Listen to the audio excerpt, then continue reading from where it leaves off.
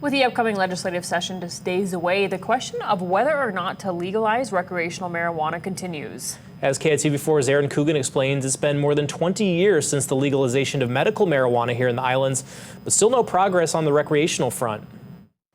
Debate surrounding Hawaii's projected $50 million cannabis industry is hotter than ever. You know, the reality is this is a product that folks are already using. I think once you have a regulated market, it allows for those conversations. It allows for public education campaigns. Once it's legalized, it sends a message to the general population that this is okay to use. It reduces what's called perceived risk.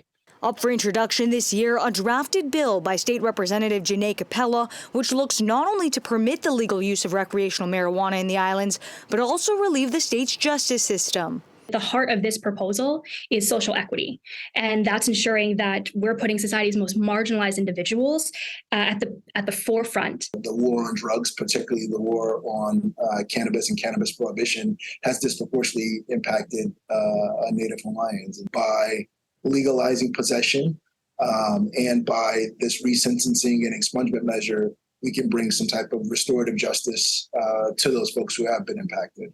Today, Hawaii remains one of 29 states with standing laws against recreational adult use.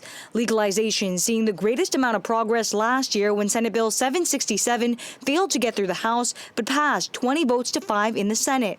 This year, however, under Governor Josh Green and a less conservative executive administration, expectations are for even greater support within the legislature. Still, it's receiving mixed reactions from those within the cannabis community. Fast bills and recreational bills this year are just bad bills, and they're not gonna work. Opponents say in building a foundation of a standing medical program supporting local cultivators and patients, the state can then think about branching to the recreational market.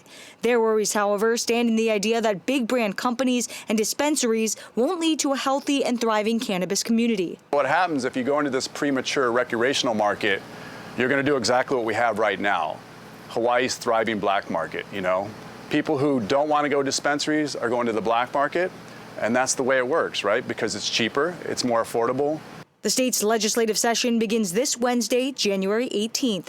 Aaron Coogan, KTV4 Island News.